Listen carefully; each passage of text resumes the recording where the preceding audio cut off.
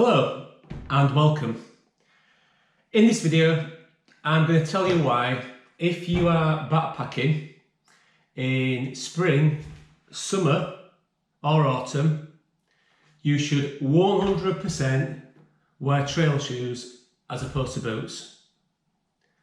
Now that's quite a revelation for me, and if you'd have asked me this 6 months ago I would never believe that I'm saying this, but I'm going to explain to you why that is the case.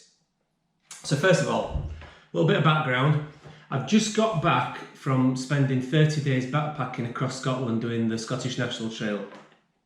So if you don't know, that's a trail that it starts in Kirkieton on the England-Scotland border, works its way up on lots of existing tracks and trails that exist, and finishes with the Cape Wrath Trail, the iconic Cape Wrath Trail, to finish in Cape Wrath.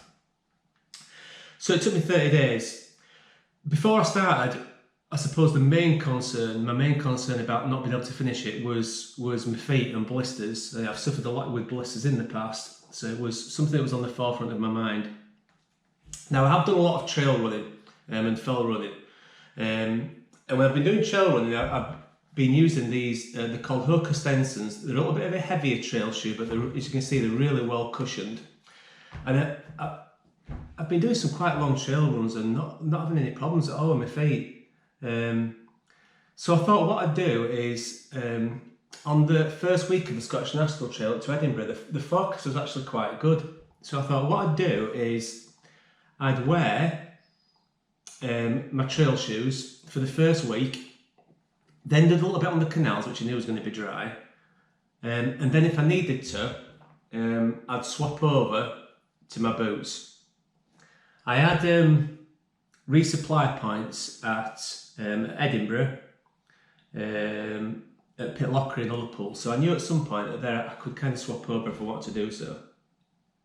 In the end, I wore these right to the finish, and in total I reckon I did about 900 kilometres, and I'm not joking, I did not get a blister I could talk to you about really. My feet, after I'd finished, were almost blemish free, which is for me just unbelievably amazing. So what I want to do is try and explain to you what I think are the advantages of trail shoes over boots if you're doing backpacking spring, summer, autumn. So first up, the first advantage of your trail shoes is the weight. So I reckon that these, I've weighed them, they weigh about 680 grams, a pair of them, as opposed to my boots, which are 1,100. Now these are a relatively lightweight leather boot, 3-season leather boot that I've worn, so relatively lightweight. But there is a difference there, I'm doing it in my head now, of 420 grams. Now there is a saying, I don't know if you've heard this saying, it says that every kilogram on your feet is worth 3 kilograms in your back. So using that idea, that means that wearing these boots as opposed to trail shoes is the equivalent of having an extra 1 and 1.2 kilos in your back. I don't know about that, all right? What I can tell you is that even after some real long days, I did quite a few days that were over 30 kilometres, at the end of those days, my feet were aching. And I know that if I'd have done those days in my boots, I'm not talking about blisters, I'm just talking about that aching. You'll know what I mean if you've done a long walk, that aching that you get in your feet towards the end of the day. Yeah? Didn't get it in the trail shoes at all. Now whether that's down to the weight or not, I don't know. But that for me was a big bonus. Finishing long days without those, really achy feet. So first thing, weight. Clearly a difference there. Second thing for me was cushioning. Now, as I said, these are a really cushioned trail shoe. So what that meant is, and again, this possibly also helped with that achiness in the feet. All right, I didn't really, feel any sharpness of stones or ground. Never seemed to transmit up through my feet at all. My joints weren't aching. My feet in general just felt that a little bit more comfortable than I think they would do in a boot. Boots a little bit more rigid, and even those are reasonably flexible, not flexing anything like as much as a trail shoe. So that bit more flexibility and cushioning, again, I think helped with that kind of fatigue in my feet that you get when you're doing a long trek.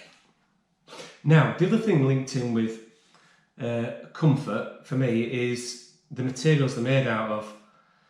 So the uppers on your trail shoes are a mesh. Now you can see, put a nice big hole in it there. All right, but when I'm doing long walks, and I'm sure I'm not the only one, is your feet can sweat a lot, and they say don't they, that your feet can swell by up to half a size. When you're doing long distance walks or when you're walking. What I found is because the mesh on here is really expandable.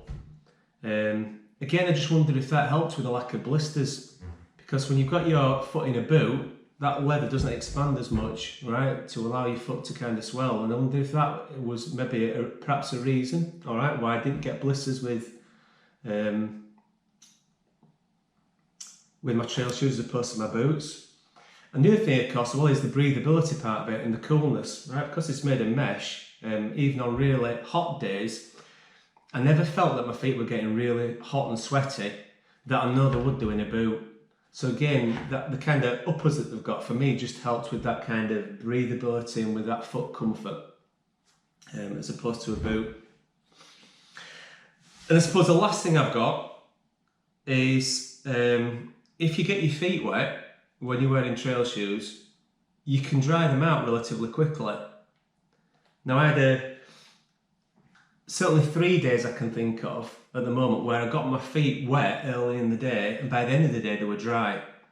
Now I know if I'd been wearing a boot, there's just no way that would have happened. So your trail shoes, if you get your feet wet, you're going to get dry. They're going to dry out much more quickly, all right, than if you're wearing a boot. So for me, that's your kind of major advantages. Now there are some disadvantages that I found, all right. The primary one, and I think this was maybe because of the trail shoe that I chose, was to do with traction and grip. For most of Scottish National Trail, all right, you're on decent trails, even the Cape Wrath bit. I know the ground's rougher and there's some rough tracks, but generally you're on pretty good trail, all right. But there were times when I felt that I didn't have as much traction, all right, on this trail shoe as I would have done on my boot, and particularly if you had some wet grass, kind of steep wet grass, these were pretty useless. All right, I had to be really careful with going downhill on that sort of terrain, and also sometimes if you were crossing rocks, I felt that these were a bit more. Didn't get the same sort of traction on these as I did on my boots. So again, I think if you chose a trail shoe with a kind of slightly more studded trail shoe, I don't think that would be an issue, all right? But I definitely felt there was a little bit of a lack of traction with these ones that I chose.